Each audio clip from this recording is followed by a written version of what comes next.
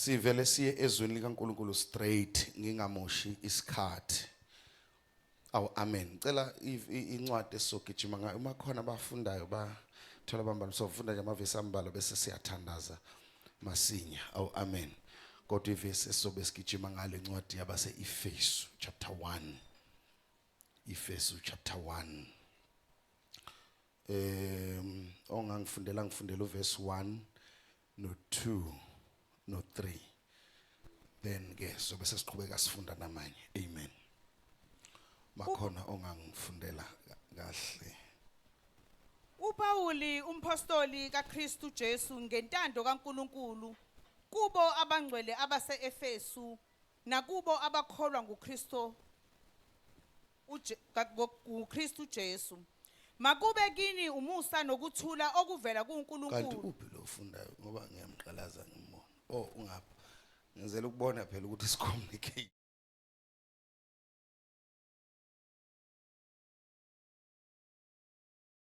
Yes.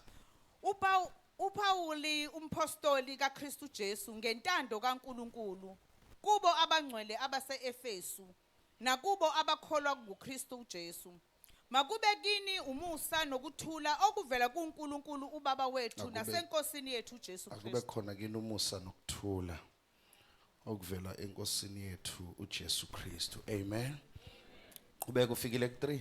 Makabongwe uNkulunkulu uyise wenkosi yethu uJesu Kristu osibusisile ezulwini kuKristu ngesibusiso sonke sokomoya. Akabongwe uNkulunkulu osibusile ngesibusiso sonke sokomoya. Awu amen.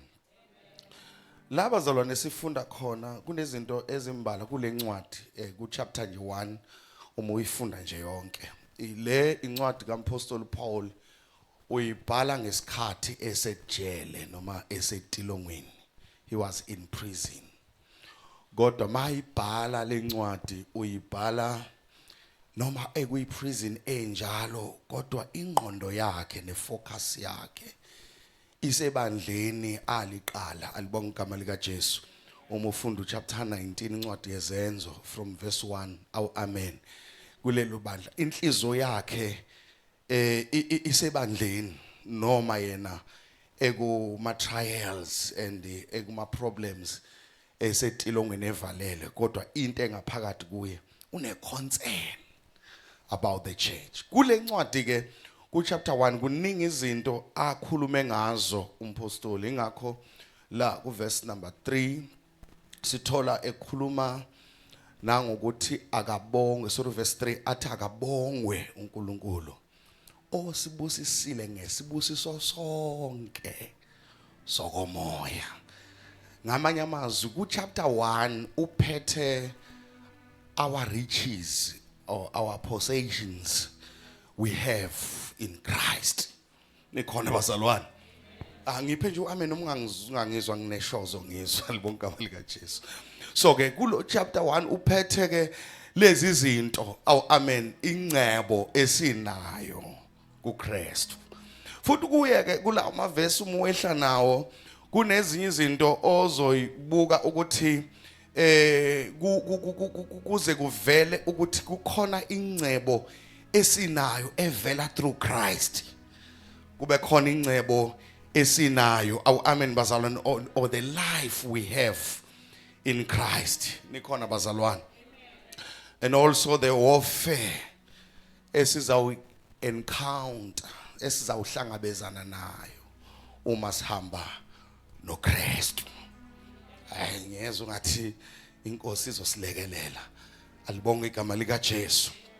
So ke angifuni ke ukuthi ngichithe kakhulu isikhathi but kunama riches awu amen ingcebo le evela through the Holy Spirit. Awu amen bazalwane.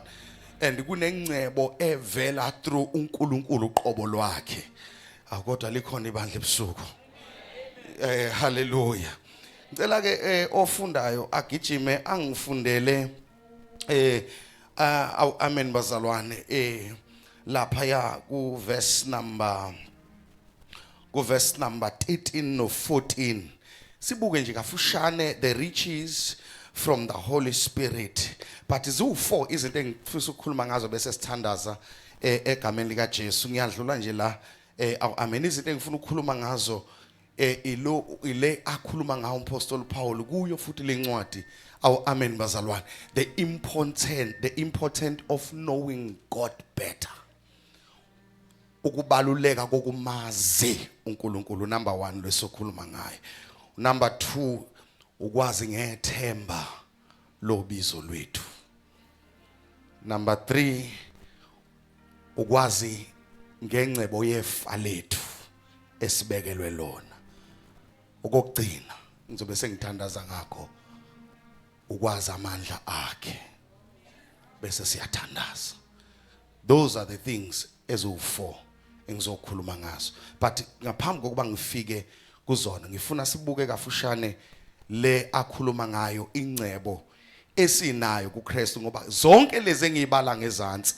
ngeke ukwazi ukumazi uNkulunkulu ngaphandle kaMoya oNgcwele and nobody othi uyakholwa usindisiwe uma uMoya oNgcwele angenawo ngoba uMoya oNgcwele uyiseal uluphawu lokuthi we are the children of God uma kukhona umuntu esingathi namhlanje ubizwa ngeSathanist nikhona bazalwane ay ngoba ezelwe ewusathane umuntu uphelele njengathi kodwa umoya ophezulu kwakhe iwona esikwazi ukum-identify ukuthi lo uyiSathanist kodwa ibandla ngazi noma likhona kanjalo nomuntu okukhwela umoya obungoma usikwazi ukubona ngomoya omgibele bese simbiza ngokuthi isangoma lesi kanjalo ukwazi ukuba umntwana kaNkulunkulu uthi ngumntwana kaNkulunkulu kanti uMoya oNgcwele ake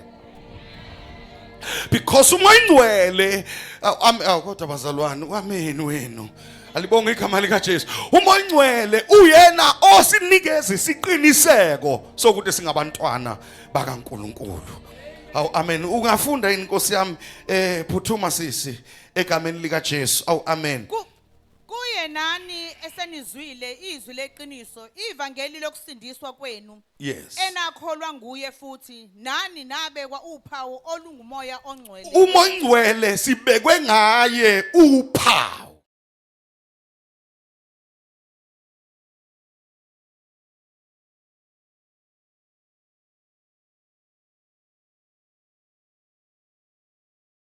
ukhona phezu kwempilo yakho ngoba awusiyi umntwana kaNkulunkulu ungumlandeli nje wabakholwayo uma uMoya oNgcwele ngekho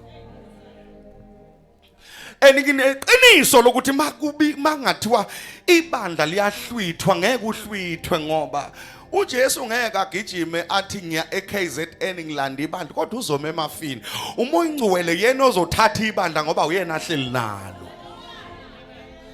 kodwa Nkosi alibonge igama lika Jesu ingakho fanele mawukholwa urecognize uMoya oNgcwele ngoba uyena esibekwe ngayo uphawu lokuthi singabantwana bakaNkulunkulu you can't be a child of God without the Holy Spirit hallelujah sibekwe ngayo bazalwane ini Romans 8 verse 9 ukhona ongagijima anyone bazalwane osuke setholile in English Zulu I don't have a problem alibonge igama lika Jesu Romans 8 verse 9 yes kepha nina enisebumnyame anisenyameni kodwa nikuye umoya uma umoya kaNkulunkulu ehlala kini umoya kaNkulunkulu ehlala kini kepha uma umuntu enganaye umoya kaKristu kepha umuntu engenawo umoya kaKristu lowo akasiyo wakhe kodwa amen wenu bafowethu ngizofika kodwa la ngifuna sifike khona libonge igama lika Jesu ngamanye amazwi awukwazi ukuthi ngumntwana kaNkulunkulu but you don't have the Holy Spirit awusiyeno wakhe kukhona ongowakhe ngoba lowo ongenawo umoya okaNkulunkulu lowo iBhayibheli lithi akasiye owakhe alibonge igama lika Jesu into eyenza ukuthi sibe ngabantwana bakaNkulunkulu nento eyenza ukuthi kube lula ukukhonza uNkulunkulu uMoya oNgcwele Alibonga igama lika Jesu. Ngifuna ufunda uverse number 14. Ngithe Ephesians njengoba nimvulile nje awumvali chapter 1 verse 14 wakhona egameni lika Jesu. Oyisibambiso sefa lethu. UMangcwele uyisibambiso sefa lethu. Ya? Kube ngukuhlengwa kokukwenza kokungokwakhe ukuze kutuswe inkatho. Ngamanye amazwi uMangcwele is a guarantee of our inheritance. Uma sihlabelela sithi sinefa lethu eligciniwe ezulwini. Sinesho kangakanani ukuthi likhona ngempela uMangcwele oyisibambiso sakhe. Kunjengokuthi angafiki kulendlu kodwa i-title deed senginayo noma ngingakayithinti ngezandla as long i-title deed singakiphi kusho ukuthi senginesiqiniseko sokuthi nginoMangcwele nginakho. Umoya ongcwele bazalwane uyisiqiniseko yena osinikeza igaranti yokuthi likhona ifa lethu.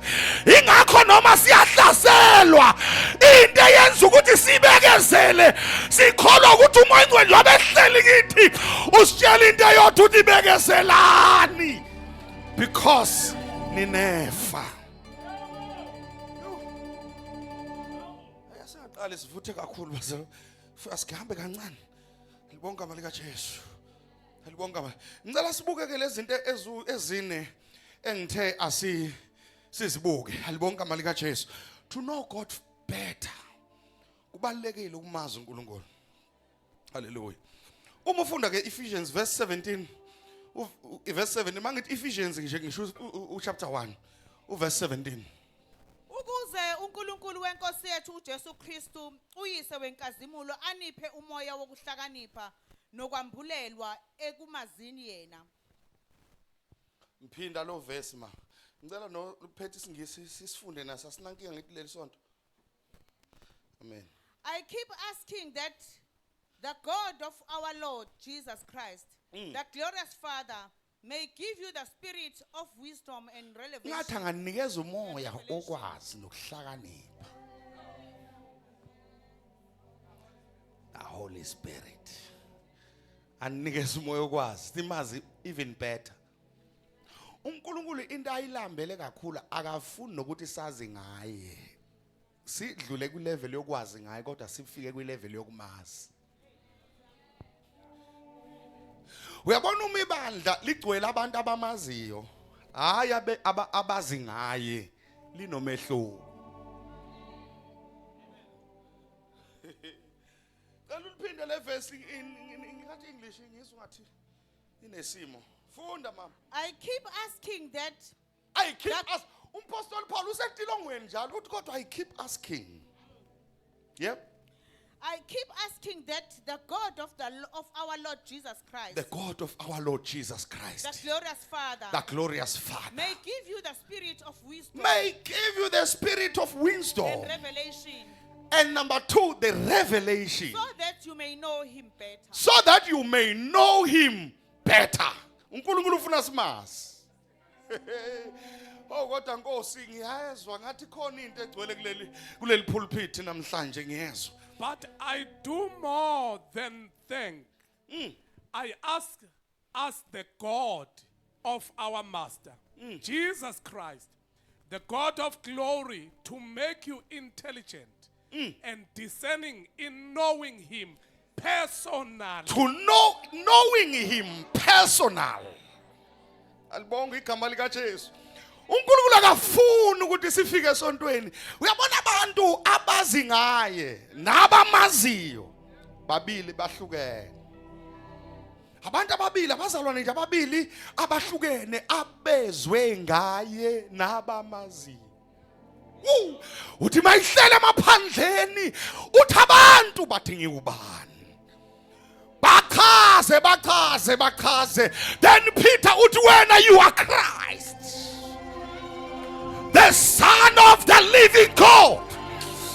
Uthi lokhu inyama negazi akukwembulelanga kodwa umoya. ngoba ngeke ukwazi ukumazi umoya ingcwele ngeke elabazikha phaya. Awukodwa bazalwane usethi nami ke alibonga igazi engithi phezu kwaleli dwala I will build my church after the revelation of knowing him. Now he's taking them to another level. Ebebengeke bayazi ilevel yebandla. Awukodwa Nkosi yamakhosi. But akakwazi ukubanika that revelation. Akakwazi ukuthi phe kwaledwa ngizolakha ibandla kanti kufanele iqala abone ukuthi niyangazi yini. Bamba uyibambe lengiqale ngayo ukuthi ngeke ukwazi kodwa ukumazi umoya ingcwele ngeke. And uthi we Peter, hey mfana uyangimangaza mfana. Into engimangazayo bengisalo nginitshela ukuthi umoya ingcwele uzokwehla. Kodwa umoya ingcwele usevele wehla before time. Ngoba inyama negazi ayikwazi ukwembula lento yokuthi mina ngiyubani. Hey, ingakho in our families they are fighting against us.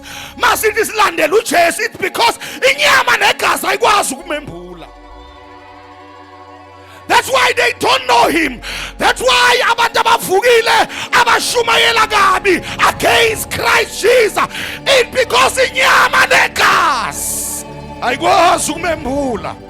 But the Spirit of God is able to reveal him who he is.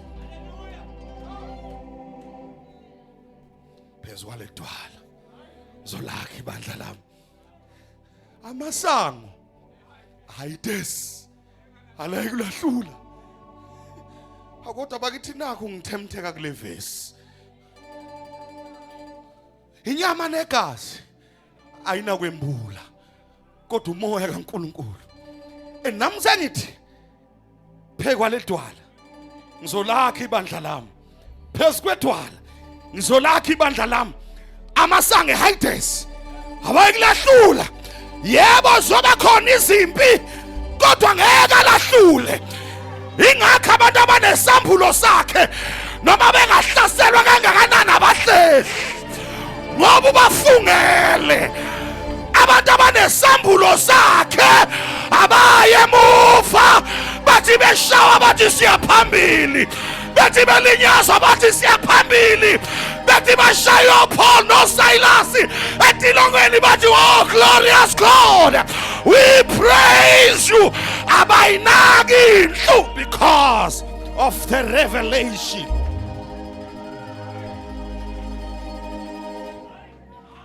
Asibam to Paul, I am praying ukuthi wisdom ninganikwa yona ne revelation so that you know him personally. Izwa yena umpostoli Paul umesemazi kahle personal. Philip 3 verse number 10.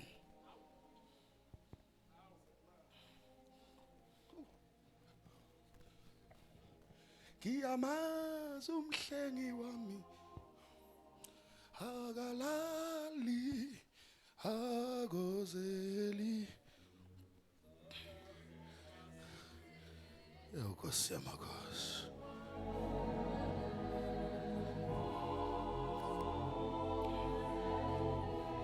Omunye avule 2 Peter chapter 3. Elufunda verse number 10. Philippians chapter 3 verse 10 and also 2 Peter chapter 3 verse number 7. Sisakhuluma ukuthi iba nesambulo sokumazi. Philippians chapter 3 verse 10. Yes. I gave up all that inferior stuff so that I could know Christ personally. Awuphinde le verse. I gave up all that inferior stuff. I gave up all.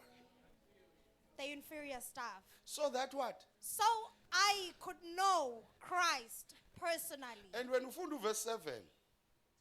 U10. 10. U10. Oh yes. Qhubeka. Yebo. Experience his Number 1 resurrection and number power. 2. Ngenxa yokuthi manje sengifuna ukumazi. Ngimazi in a personal level. Ngifuna noku-experience his sufferings. Ngathi umpostoli Paul sengibonile indlela isambulo esenginayo ngaso kuthiwa njengamanje uhleli ngakwesokunene ingelosi zonke ikhipha imqhele. Uthi ke umpostoli Paul, kusho ukuthi uma usumazi kahle kuvela ukufune inhlupheko zakhe ukuze uthola inkazimulo yakhe. Awu ngiyakhuluma nje bakithi. Le bandla lingapha ngaze lishone ngaphi kodwa leli ngiyalizwa. Kancane naleli ngiyalizwa. Leli lingapha ngilazi lishone ngaphi. Uthi angikwazi ukumfuna enkazimulweni kanti angibanga naye einhluphekweni. Because the gospel of Jesus Christ alikwazi ukuhamba ngeglory lingadlulanga kuma sufferings. Uthukuze ngimazi ngize ngimfuze nangeinhlupheko zakhe ngoba make ngamfuze einhluphekweni zakhe ngizomfuza nasenkazimulweni yakhe. Bonke abangamfuni einhluphekweni zakhe ngeke bamthole enkazimulweni. Apostoli ingani huye obhalile umpostoli Paul athi abantwana bakaNkulunkulu ku chapter 8 uverse number 18 athi abantwana bakaNkulunkulu bayongena enkazimulweni emva kweinhlupheko. Akukwazi ukuba inkazimulo kanti inhlupheko ayikho. I feel like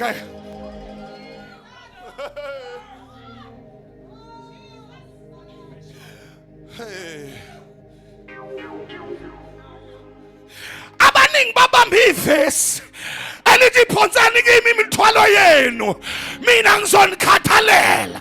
Bagcina lapho ababange basalibamba leli elithi thathani ijoka lami. Thathani ijoka lami ngoba lona lilula. Why ijoka lakhe lilula ingoba uma usejokeni lakhe noma uyahlupheka uhamba nawe. Uvela usha njengompostoli, usha njengoDavid inkosi yasendulo athi noma ngihamba esigodini sethunzi lokufa ngesabo kubi ngokuba yena unami kodwa ukwazi ukume experience kuyiglory. Ungamdla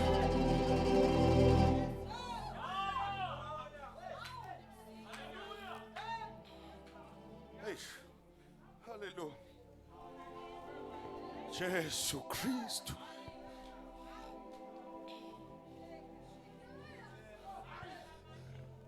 Sinamakholwa angakamazi. Uyekiswa ukuthi uhletshiwe nje esontweni. Happy are you. uJesu uthe uthanda ukuze emva kwami akathathe sakhe isiphambano angilandele. Othandayo ukuza emva bazalwane kanti nikuphi nini nishunyezwe ivangeli linjani kanti othanda ukuze emva kwami akathathe sakhe isiphambano angilandele. Kanti isiphambano sasimnandi yini? Kanti isiphambano sasilula yini? Kanti isiphambano sasingahambi nepain yini? Othanda ukuze emva kwakhe wana akathatha ihlazo lami akathatha ubuhlungu bami angilandele. Abantu ngeke bafike enkazimulweni mabe ngasithathanga isiphambano.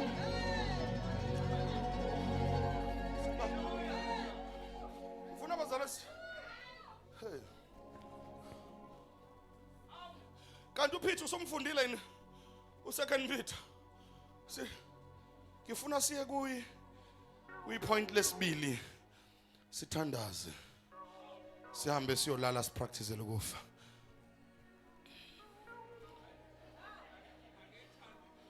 Hallelujah.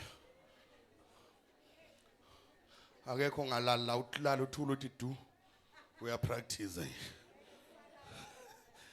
Second Peter 3 verse 17 no 18. Ukuphi lo fundayo? Ngakho bathandekayo njengokuba nazi lokhu ngaphambili. Yeah. Xwayani ukuze ningadukiswa ngokukhohlisa kwabangenamthetho niwe eqineni kwenu. Nime eqineni kwenu. Yeah. Kepha khulani emseni nasenkazini. Khulani emseni. Nasekwazini Inkosi. Nomsindisi wethu uJesu Kristu. Nomsindisi wethu Jesu Kristu. Ohamba ngePolo Vivo registration number GP ivimbili. Sangweni laseMasoshe. Phuthuma.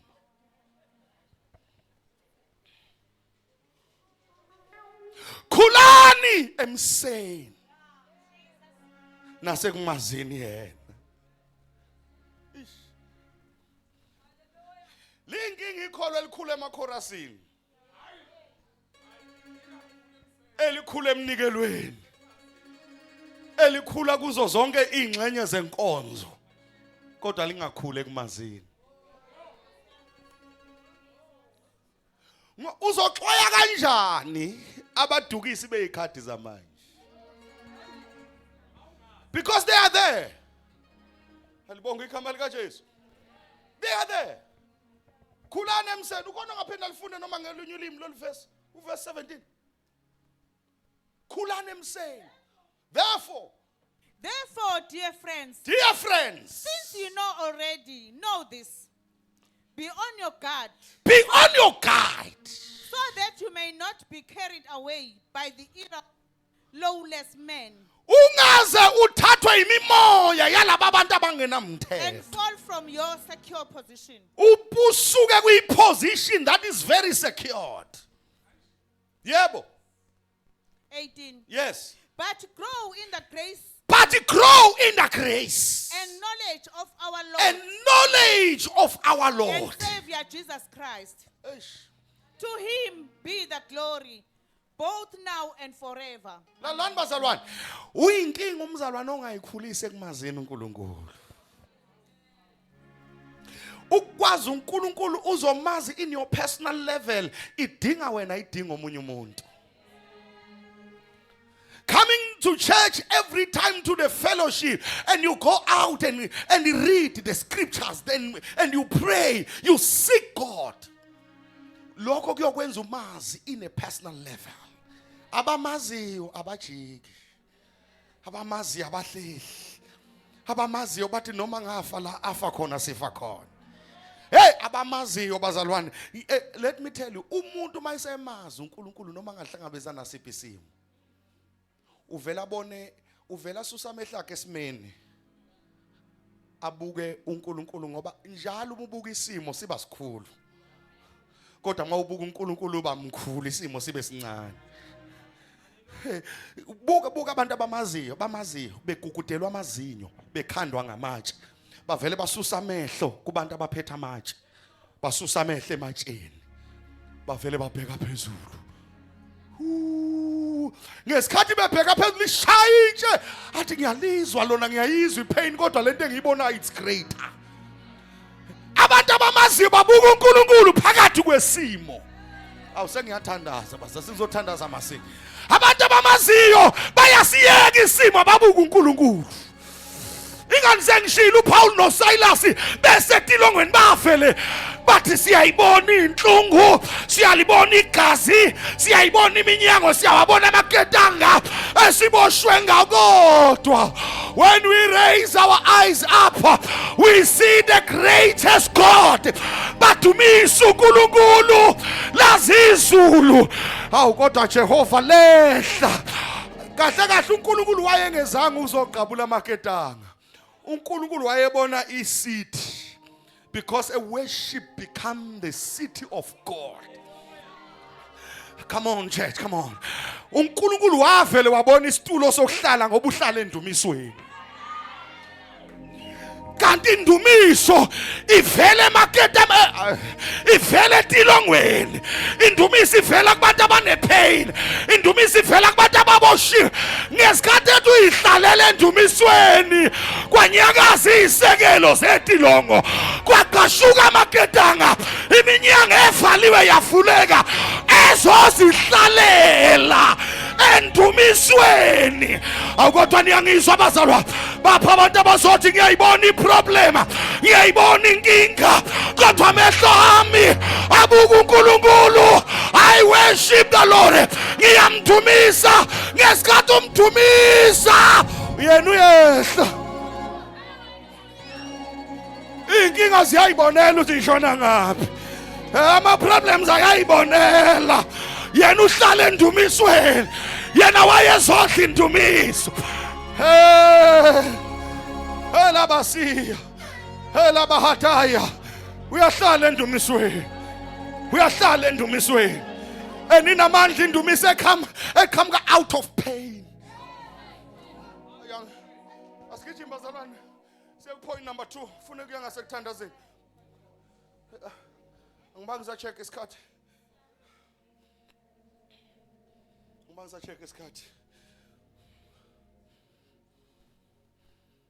Hallelujah. Hallelujah. To know the hope of our calling. Ngicela ukumeqa because of time. Ngifuna singasekuvaleni ngoba ngifuna isiphume late. But ngicela ugijime ubhale wena ubhala Ephesians 2 verse 12. 1 Peter 1 verse 3. Titus 1 verse 2. Hebrews 18 to 19. But ngicela uyibambe ukuthi to know the hope of our calling. Ukhumbule into eyodwa ukuthi uJesu is our living hope. Uyithemba lethu. Yithemba lethu lokuthi nokuphila okuphakade sinakho. But ngifuna abazalwane sigijime ukwazi about ingcebo of our inheritance. Ingcebo yefa lethu.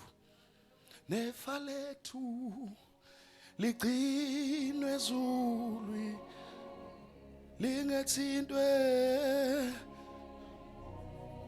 lingethintwe ngama sela lona. Oh, glorious inheritance. We need to know ukuthi yini esibekelwe yona ezweni lokomoya. It's painful ukuhlupheka kanti la owakhe khona ngaphansi kugcwele igolide kodwa ungazi. Verse 8 in Ephesians, Romans 8 verse 17, Colossians 3 verse 1 to 4, 1 Kings 8:53. Ngicabanga ukuthi niyawabamba abazalwane ngokuhlukana. Ngicela ufunde uverse 18 bese ufunda uRomans 8:17. To know the riches. Sinengcebo engapheli engenakuthintwa nangamasela. Awukwathi ngikhulume nomuntu namhlanje ocabanga ukuyeka ukukholwa. Ukuthi uyeka late mfowethu khona into esinayo. Konke esinayo. Funda uverse 18. Ephesians 1:18. Hawu Jesu, noma ubani bazalwane setholile ukwazi ukufunda nje. Isingisi isiZulu kuyafana.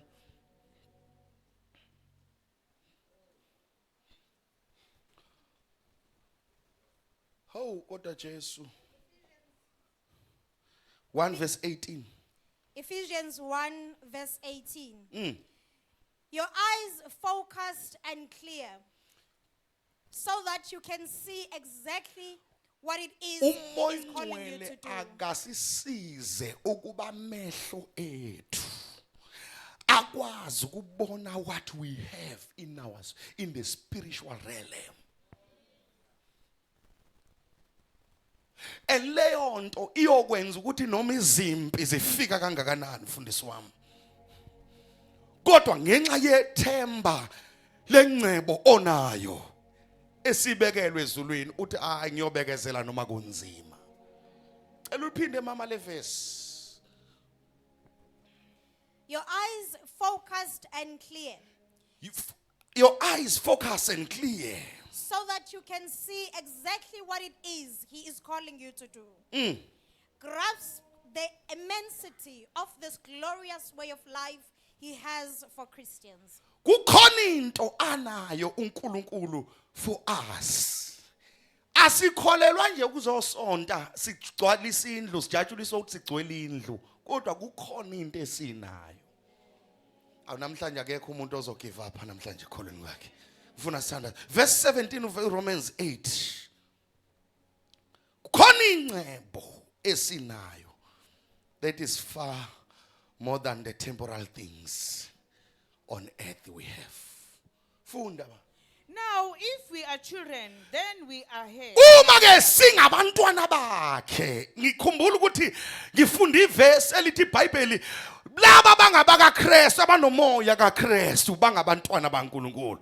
Ngathi umoya ingcwele masehleli kithi alibonga igama usinika isiqiniseko, the assurance that we are the children of God. Uthi ke la masifunda khona uthi ke manje ke njengabantwana noma uma singabantwana bakaNkulunkulu, uma singabantwana bakaNkulunkulu, abantwana bakaNkulunkulu, abantwana bakaNkulunkulu sinani? Yebo. Ngicela ufunde ngesizulu. Uma singabantwana sizindlalifa. Yebo. Izindlalifa zikaNkulunkulu. Izindlalifa kanye noKristu. Uma phela sihlupheka kanye naye, ukuze siphiwe inkazimulo kanye naye. Ngifuna uyibambe le ngoba kukhona umuntu la othi mayedlula ehluphekene edlula kuyipain acabanga ukuthi sekuphelile ngaye. Kodwa namhlanje kunengcebo esinayo uKristu asibekele yona noma uNkulunkulu asibekele yona. Uthi uma ke singabantwana baNkulunkulu sizindlalifa. Hayi nje just indlalifa, indlalifa kanye noKristu. Uthi uBishop mayibingelela athi sibingelela ubhuti omdala uJesu inkosi. Ngamanye amazwi masifike ezulwini hayi ukuthi sizolinda uKristu asinikeze ifa lethu, kodwa sizodlala naye ifa. Because we belong to God. We are the sons of God. Lithi sizindlalifa, indlalifa kanye noKristu. Sesothandaza alibonga amali kaJesu. Sizindlalifa kanje nobani? NoKristu. Masifika ezulwini bazalwana sitatazele.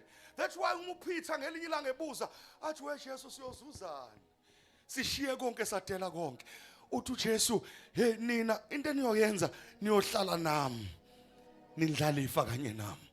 Ngamanye amazwi uma njengomntwana kaNkulunkulu funa ukukhumbule one thing ukuthi noma ifa ngenalo la kodwa nginalo la ngizolindlala khona.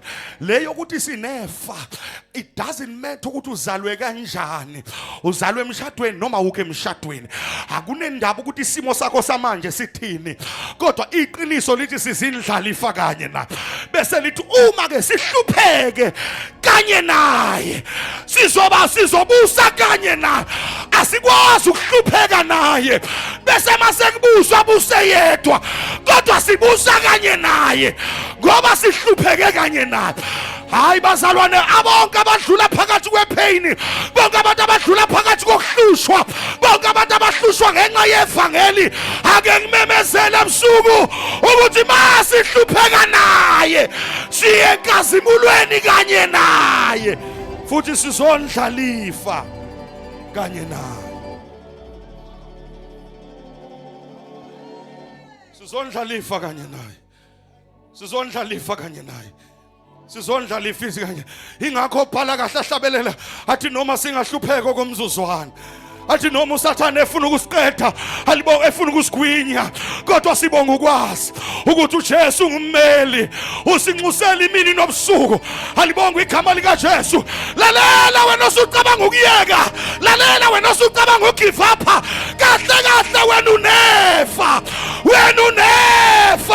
anginendaba abasathanist athini anginendaba abakurejectile abathini kodwa wena unefa noma unakho manje noma unakho kodwa wena unefa awukade ngashumayela inbafowethu ngingashumayela inbafowethu lalela uzalelwe emshadweni noma uzalelwa ngemshadweni ufundile noma ufundile wena unefa lalela mntaka mama ngiyayibona inkinga obhekene nazo kodwa ingcebo nayo is better than your problems ingcebo nayo is problem hayi bazalwane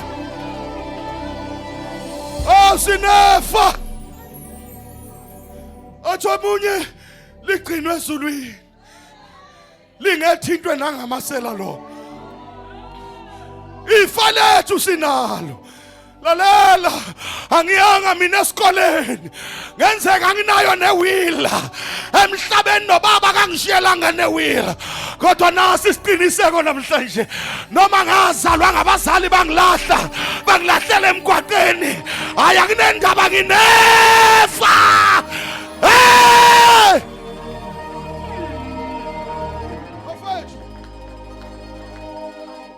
bafethu bishop sinefa bafethu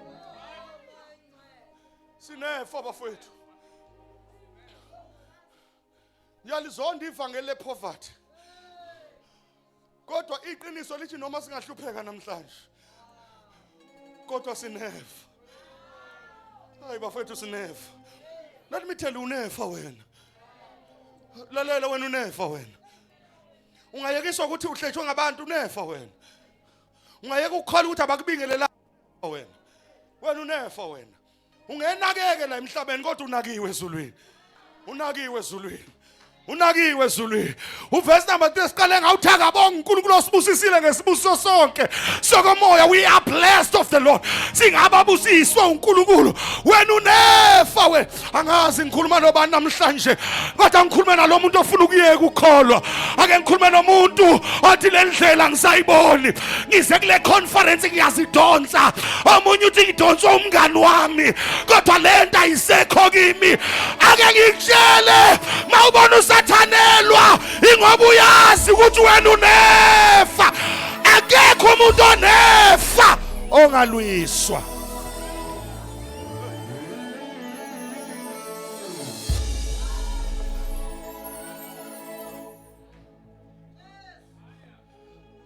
thina njoba sila kwaZulu Natal akekho umuntu okhona la noma busuka kuyiphi province but the truth uyazi ngoba khona indabeni ukuthi kuyaliwe endlunkulu abalweli isihlalo phese kodwa kulwela ifa ngoba akekho onefa ongaphathi ifa bese uya relax abangizwa abantu la ekhaya awukwazi ukuphatha ifa bese kuyathuleka nje ubona ulwiswa kangaka ukuthi iyaziwe into nayo nebasha kulwiswa kangaka iyaziwe into nayo lalela wena ufani nabakini wena unefa wena ufani ngisho nalabo baseParliament wena unefa wena izimpi zakho uyayibona ayizona ejwayelekile ukuthi unefa awukwazi ukuhamba noJesu unefa bese uthi ngizobalula endleleni ngeke kube lula uma washunya yesifa ngeleli lula angizokutshela namhlanje akuzukuba lula ngoba unefa sinefa ligcinwe ezulwini lingethintwe ngamasela lo sinefa lethu angigijime bafethu ngingasekuvaleni yazi amandla akhe wazi amandla okuvuka kwakhe the last point ngoba sikwi conference kusebusuku ngifuna ukuvala ngalamavesi yazi ifa lakho alamaya ligcinwe ezulwini. Hey sinefa Nkosi yami. Lalela mntakamani uma ungalala kuleyo ndlu uthi malina ubekela amanzi. Ungakhathazeki. Ifa esinalo it's incomparable. It's incomparable. Alilinganiswa noma intono na emhlabeni. Umuntu ogcwele ama-billions ebank ohamba ngebhanoyi ngesikhathi asuke entambama athi uyodla lunch iyodla isapha eJohannesburg noma eCape Town aphinda athatha ibhanoyi abuye yonke into ikhona kodwa leyo nto into ephelayo futhi ayisikhona konke. Kuhle bazalwane ukuba nemali emhlabeni. Kuhle ukuba nengcebo emhlabeni. Kodwa ingcebo ephelayo. Mina ngazi noma wake wafika enesibhedlela. Wathola umuntu onemali eningi. Imali igcwele ibank. Kodwa mawusondele eduze kwakhe uthi ngicela lo mfundisi. Imali khona. Kodwa ayisakwazi ukuhlenga ukuphila kwakhe. Noma ungamlethela amabhiliyoni uthi nazi imali yakho sebefuna ukuyidla uzothi aningiyeke ngaleyo nto. Ngoba imali ayisiyona everything. Kodwa khona into esinayo. Lento ingaphezulu kwemali. Le ngcebo sinayo kodwa iseyitsheni zebumba. Ukamata asuku. Le ngcebo sina angazi ngikhuluma nobani la endlini kodwa khona sinayo. Ukuthi nje iseyitsheni zebumba. Khela mata kapusha. Mawuqhamuka bakubuka ukuthi ugqoke kanjani bakudelele kanti abazi ukuthi unefa. Hey uma ingcwele njengoba ehleli kithi uyisibambiso sefa lethu. Awubazalwa ngathi liphile bandle ngishumayela kulo. Njengoba lana ingakho mabefika eminyango omuhle ithi indoda icela igolide nesiliva bathi igolide nesiliva sinalo kodwa sinakho sokunikeza khona akha shaka ngoba khona into esinayo izwe lingenayo khona into esinayo abantu abangenayo khona into esinayo umhlaba ongenayo sinefa shala bakhapash zase ingenile ikhulu zamnikeza imali ayangayishintshi imeko yalendoda base befikile bamnikeza impahla yangayishintshi isimo sakhe base bamnikeze bamakhelane endli RDP kusho mina njalo kodwa kwangashintsha lutho kodwa bathi la madoda khona esinakho okwakho sipheke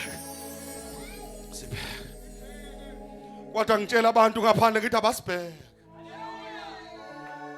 kodwa ngitshela abasibukela phansi abasibheke kodwa ngitshela abasirejectile nabasilahlile ukuthi abasibheke. Hey, we might not have what they have kodwa we have what they don't have. Sinakho abangenakho. Hela baba bashathala baba. Hela bakathaila. Ingani khona umuntu onakho konke emsuku ukinywa ngotokoloshe imali khona akakwazi ukubathenga lebo tokoloshe kufika umuntu olala kwi RDP nosuka emkhukhwini ehamba nalento nalelifa afike athi ngegama amadimona wayisaba imali amadimona wayisaba imoto amadimona wawusaba umuzi omuhle kodwa saba lento esinayo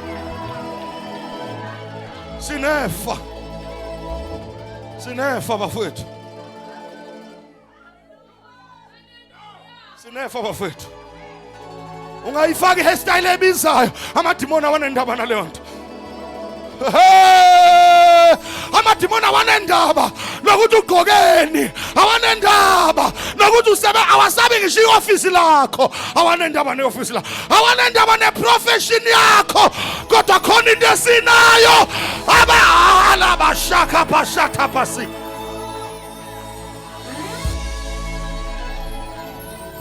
Bafethu, ake sithi siphethe imali bese siphatha nalento.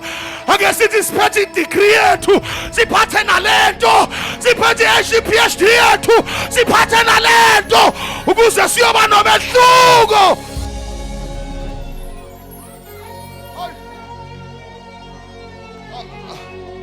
Asivale bafethu.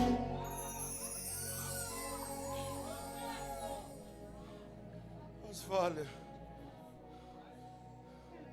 2 minutes okugcina sihlale phansi. Ilambada hadusa.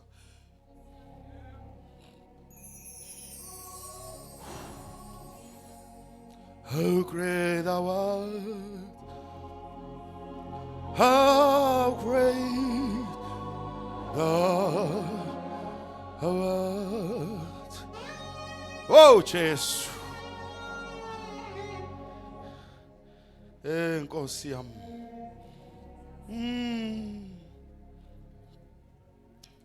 How great thou art. Hey, Nkosi yami Nkosi. Ilabayanda basaya basatha labasi. Lezi ncwadi soyifunda sigijima. Celo yedwa ngivulele. Siyathandaza manje siyaphuma.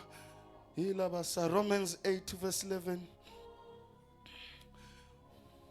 Philip 2 verse 9 omunye. Not 9 to 10. Ephesians 1 verse 20. Verse to 23.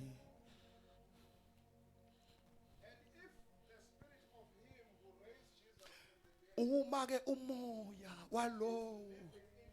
Hey.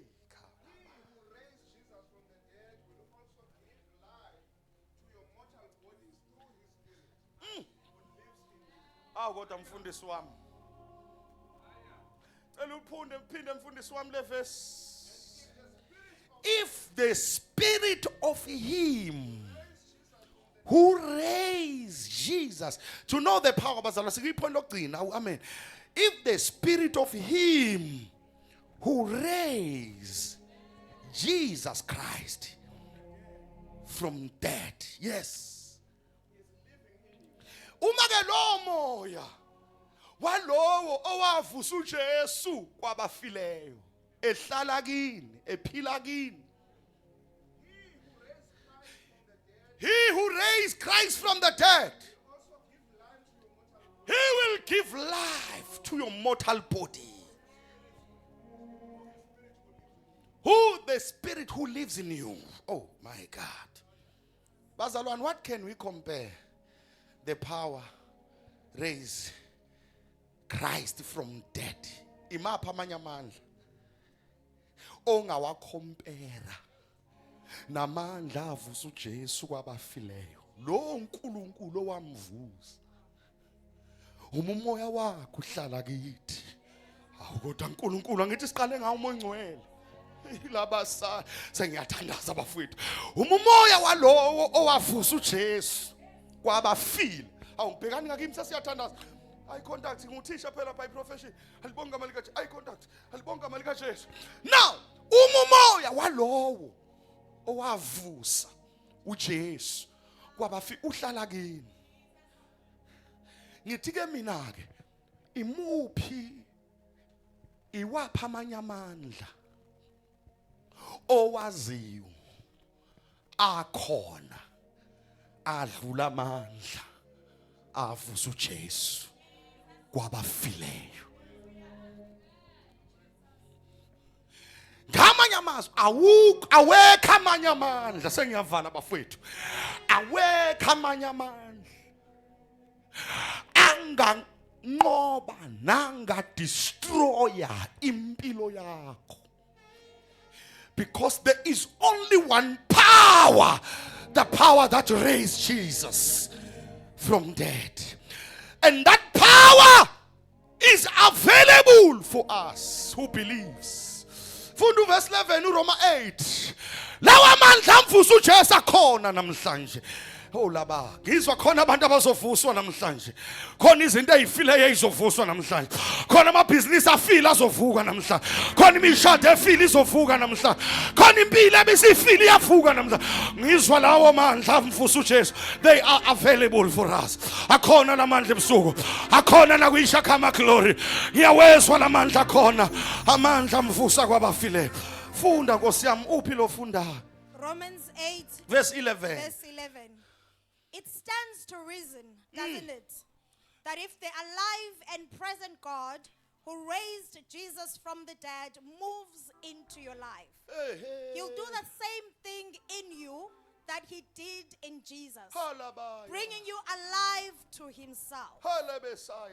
When God lives and breathes in you, as he does, What version is that?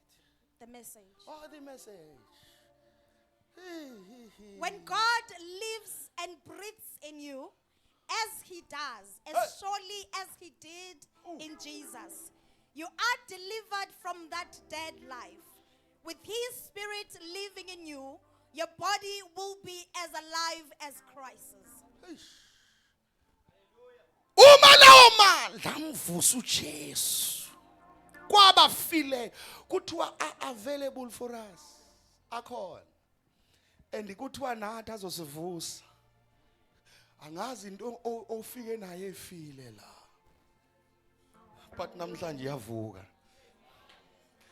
Yavuka namhlanje. Ukholwa kwakho ufikela kule conference kufile. It's dead. Satan usekuchamela phezu kwekhanda lakho. Amadimoni akwenzisa noma yini. But namhlanje there is this power that raised Jesus from dead. Lawa mandla avusa uJesu kwabafile kuthiwa akhona namhlanje. Elamanda lababosha. Akunandaba umshado wakho intone ubulalayo kodwa kunamandla namhlanje. Akunandaba ibhizinisi lakho intone libulala. Awekho amanye amandla angaphezulu kwamandla avusa uJesu. Kwabafile kulithi iBhayibheli namhlanje lawa amandla umahlala kithi anamandla okusivusa. Akunendaba noma ngabe icancer odokotela bakudiagnose ngayo ngizwa amandla kule conference. Anginendaba noma ngabe isugar diabetes kodwa kunamandla namhlanje. Anginendaba noma blood pressure noma ngabe isifo kunamandla. Kunamandla mfundisi wami. Yawezwa lamandla. Ngizwa manje kuzoqhaqha ngemsipha manje unamathambo azophiliswa manje lebandla ngishumayela kulalikho manje unamathambo azophiliswa manje loso sifuba uyafutha manje uyaphiliswa manje la unhliziyo yabantu bafuna ukuyikhipha bafake ewashi. Let me tell you kunamandla avusa uJesu kwabafile akhona. Yewezwa namhlanje abantu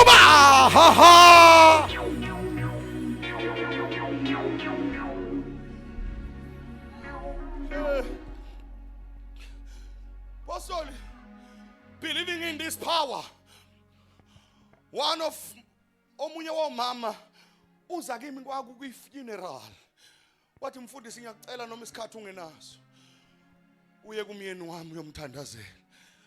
Umyeni wami udiagnosiwe ukuthi kunemthambo lelapha enhlizweni ye-oxygen ne-deoxygen.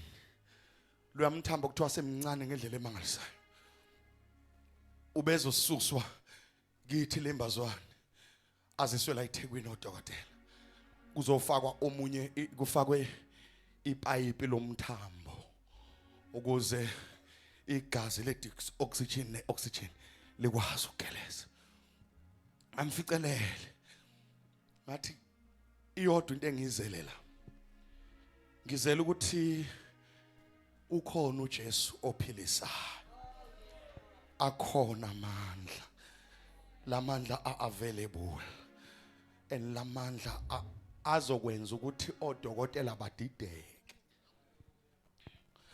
ngathi ngedate ngisazi noma kuyimande ngiyakhumbula kwakuphathi neviki ezohamba evikini eze la eThekwini ngathi before baqale benze bekuhlinza ubacele baphinde bacheck hamba uye kubo kodwa baphinde bacheck ngoba uNkulunkulu wami njengoba sengikuthandazele wenza imhlola lo baba wahamba wayisibhedlela mayifika esibhedlela kwamangala abasekhaya masebuya ukuthi akaphethe ngisho iphilisi odokotela uthi wacheck odokotela baze baba isihlanu 5 becheck but everything is okay but what happened watangazi esabukusho ukuthi umthandazo ngathi ngithuka ngibona ngeenvelope ngoba wayengakhonzi lo baba awu amen ngibona ngeenvelope yomnikelo okuthiwa umnikelo okubonga uNkulunkulu imhlola sayenzile lo uNkulunkulu inhliziyo yakuthiwa izokhishwa namhlanje yalungiswa ngazi uphethwe yini angazi into ekuhlasela leyo inhliziyo yaphiliswa namhlanje ngizwa amandla avusa uJesu kwabafileyo. Hey bazalwane, let me say this amandla avusa uLazaro namandla avusa intombazane ekufeni are no longer be compared with the power that raised Jesus from dead. Ngoba avusa uLazaro amvusa kwabafile kodwa waphinde wafa. Avusa intombazane yavuka kodwa yaphinde yafa. Kodwa amandla avusa uJesu kwabafileyo yenza ukuba uJesu namandla avuke ngawo kwabafileyo ahambe nanomzimba ongavinjwa nazindonga ongena la kungangenwa khona uhleli ngasekwesokunene sikaNkulunkulu. That power is available. I don't know but iyiphi report oyiphethe kade uapplyile imoto yafeyila ngizithi mina phindela khona kusasa aningizwa nini ngiyakhuluma nje namhlanje kade bapha abantu engikhuluma nabo la abekho Nkosi yami bangangitholela ningakhuluma nabo namhlanje lalela usuzame kani kunabantwana la imodule yakhe kuthiwa ayibonakale amefane ngabe sekade wa graduate kunemodule ebalekayo nje wena mntanami uNkulunkulu iyabonakala manje hamba uyochecka kwi-system iyabonakala ngegama lika Jesu kunamandla avusa uJesu lawa mandla avusa uJesu kwabafileyo lawe ngiwakhuluma namhlanje abagijima emakhaya ayovusa abagulayo abagijima emakhaya ayokwenza imihlolo kunamandla ikapapa shatapasa ila baba bayanda labasiyanda yawezwa lamandla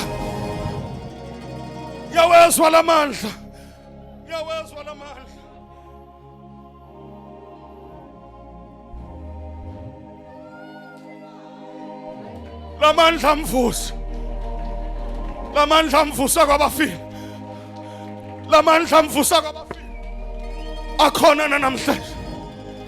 akhona namhlanje lento egijima eswini sakhe imini nomsuku akhona amandla namhlanje lento ekubamba esifubeni sakho engathi yidliso walidla ebusuku akhona amandla namhlanje akhona amandla namhlanje ubusucabanga ukuyeka ukukholwa akhona amandla namhlanje ngoba baba bayanda la baba kela baba ya mayikhona ama intercessors awaqhume manje qhuma i-area yakho manje ngoba inkosi yenkazimulo isifikile phakathi kwethu inkosi yenkazimulo eyangena iminyango ivaliwe egalile akaphapha sheke ukhona inkosi yenkazimulo cela uphakamise izandla zakho zombili.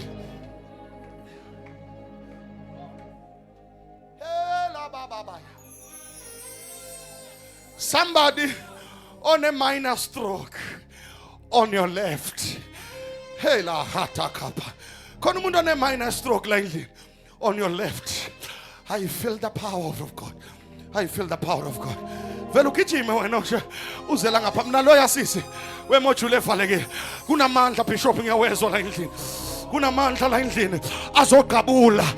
Kunamandla ngashumayela 2016 kunomama imali yakhe eyayisivalekile. uNkulunkulu uyakuphilisa mama kulohlangothi lwakho la left. Kunomama engamshwela engamthandazela kunemali eyayivalekile for 9 years. Kunemali eyivalekile. Ngizokhuluma nama systems namhlanje. Akamando namhlanje ngikhuluma nama systems. Ngikhuluma nama systems. Imali eyivalekile siyavuleka. Bishop ugobo lwala iRausi ngiyaluzwa lugcwele kule ndawo. Ela baba shataya.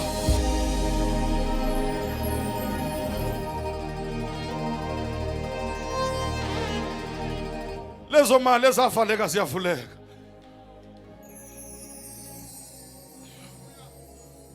Ngicela senze kanje bafowethu ngoba ngiyayizwa inkosi iningi. Wherever you are, izimo zethu ayifani. Kodwa khona isimo ofike naso la. uNkulunkulu mangithandaza khulekela le conference. Ushilo kimi ukuthi uzokwenza imhlolo. Shilo kimi. And I thank God ukuthi mangithi ngifike endaweni ekuthandaziwe kuyo. Khulekiwe kule ndawo. Ngiyawezwa amandla. Bishop kunobufakazi obuzoba khona iconference ingakavali. Khona ubufakazi. Hey, kuvuleka imali, kuvuleka iminyango ekade yavaleka. Angazi ngikhuluma nobani. But kuyavuleka. Kunamandla avusa uJesu. Kuthiwa lo umoya walowo wavusa uJesu kwabafileyo. Uhlala kithi. Awubazalwane. Kusho ukuthi amandla awubazalwane. Masikhuluma ngomoya, let me say this. As you are standing with me, I don't know what you are thinking. Kodwa umuntu owazi ukuthi ucabanga nomoya wakho. Ngamanye amazwi malithi iBhayibheli umoya walowo owavusa uJesu kwabafileyo uhlala kithi. Kusho ukuthi uNkulunkulu uphakathi kithi. Alingisho. Because the Spirit of God is God. Because your spirit is yourself. Umoya wakho nguwe. Wena umoya wakho wona wazi imicabango yakho. Nomoya kaNkulunkulu, umoya kaNkulunkulu uhlala kithi kusho ukuthi uNkulunkulu izulu liphakathi kithi. Namhlanje onke umoya ongesiwo okaNkulunkulu okhona la, okhona emzimbeni wakho, okhona empilweni yakho, namhlanje uyabhawa. Right now we are power. Phakamisa izandla zakhe wherever. Every spirit that is not of God is bowing now. It's bowing now. Every spirit of delay. Abanye bane spirit of delay in there. Yonke into yakhe delay. That spirit is power namhlanje. Papa. Na uNkulunkulu ufikile ba ushers nivula amehlo. Ngoba inkosi isifikile. Pray, vula umlomo wakho uthandaze. Remember, when you pray as a child of God. You pray njengomuntu onefa. Pray. Robo bobo shatala baba yanda.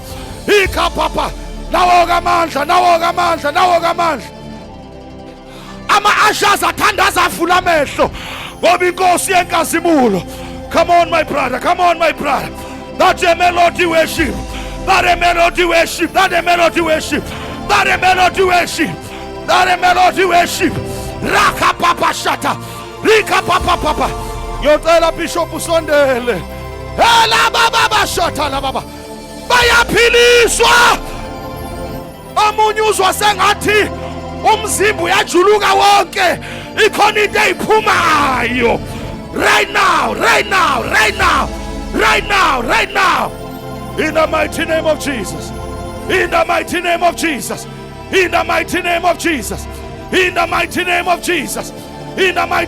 Jesus.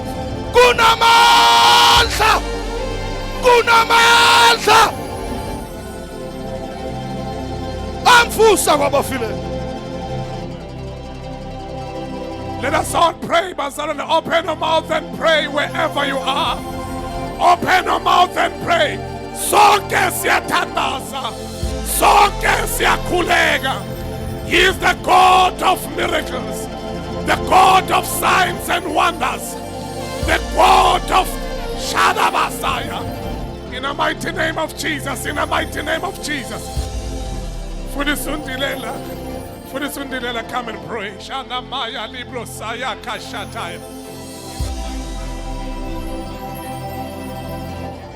Baba wathona amandla onke uNkulunkulu wethu uthembekile nangalesi sikhathi uNkulunkulu ogcobile Thixo namandla onke umsebenzi wakho uyenzeka Baba wethu sinyukela ngenhla endlini ephakeme endlini ewuntu sikhuphukela ngenhla endlini Thixo namandla onke kusindiswa kwethu Baba wathona amandla uNkulunkulu wethu sibonakalise Baba wethu ongcwele sasikhona endlini engenhla sasikhona dola lethu endlini ephakeme erumini yokuphumelela sithi restore Baba wathona amandla onke take all our sins away restore our bodies refresh our mind equip our bodies take us up my Lord ngegama likaJesu Kristu waseNazaretha usiyasihlekisa kule mvuselelo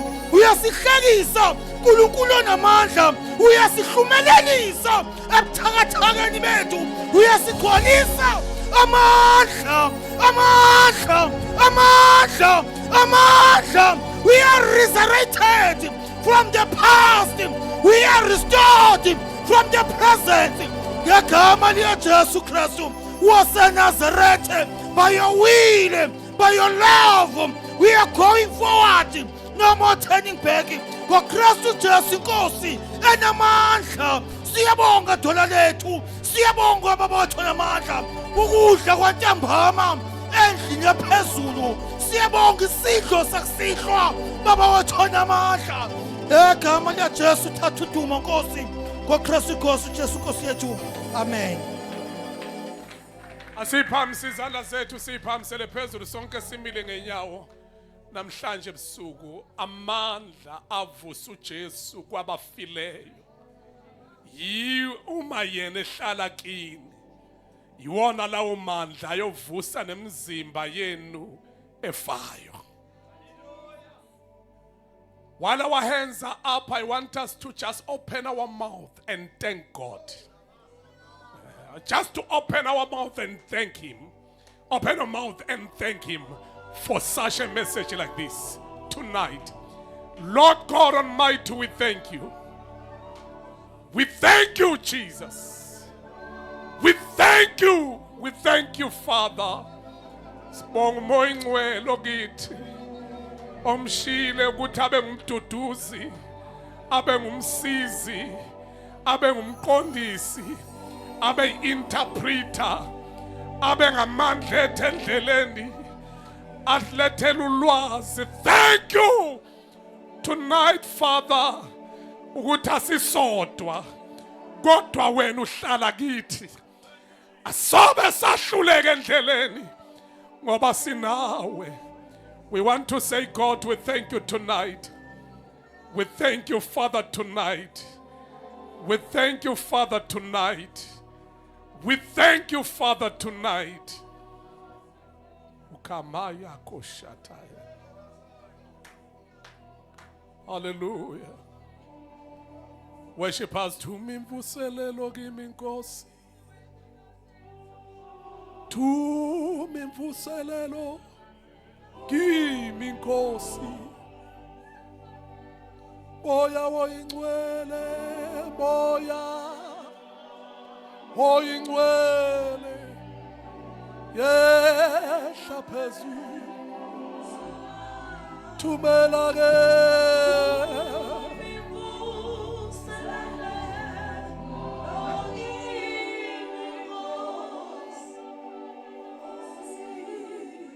Awu bafowethu asubamba umnikelo wethu wokubonga sigijime nawo size nawo phambili ngesikhathi sisho njalo thuma imvuselelo kimi Nkosi. He is worthy of all the praise. Thumi mvuselelo, thumi mvuselelo, yimi Nkosi. Thumeli mvuselelo kimi, awu Moya Ngcwele.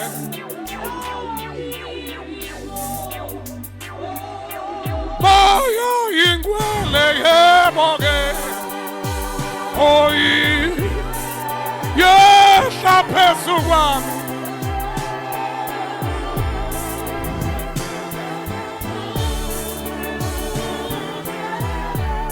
Imvuselelo kimi Nkosi. Cela sigijime bazalwane umnikelo wokubonga. I bless you in Jesus' name. Umnikelo wokubonga size nawo in the mighty name of Jesus Christ. In the mighty name of Jesus.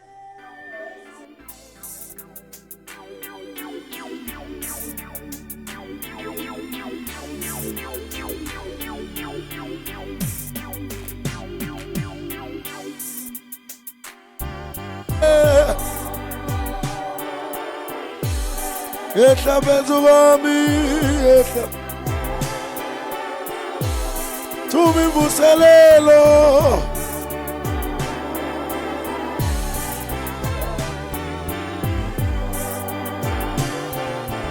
Moya Ngcwele mo. Yehla phezu kwami. Thumi imvuselelo, thumi.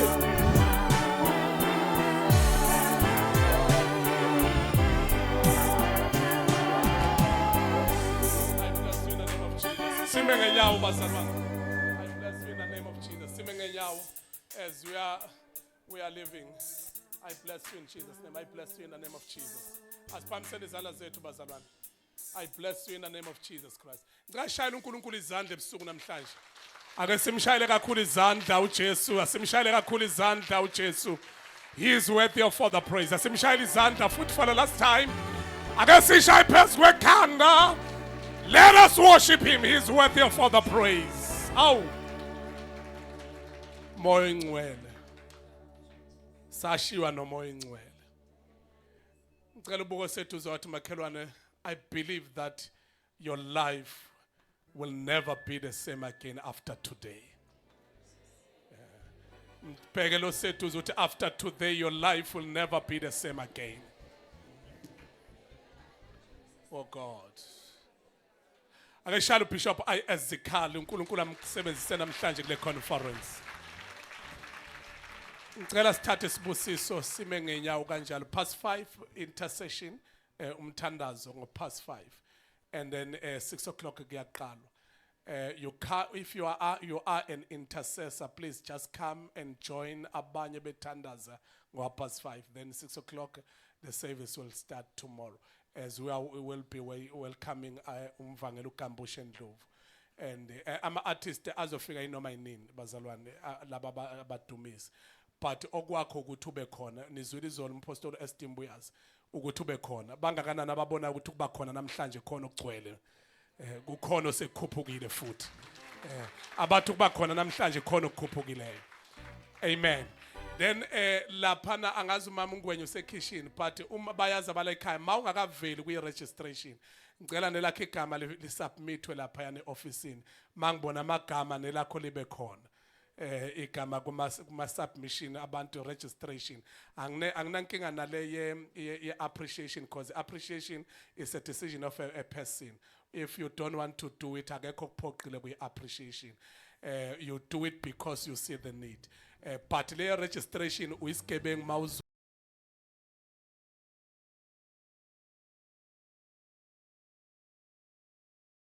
ngikhuluma ngama visitors ethu ngikhuluma ngabala ekhaya bayazi naba fellowship nathi la ekhaya ukuthi wena fellowship nathi by registration you do that egameni lika Jesu. Awu amen. Igama lakho ngicela ukulibona especially kema ukuthi uyi full time member ungekho kwi registration malifika nje ama list even ama branches mayifika I will have a problem. Cha siphamisene izandla sithathe sibusiso.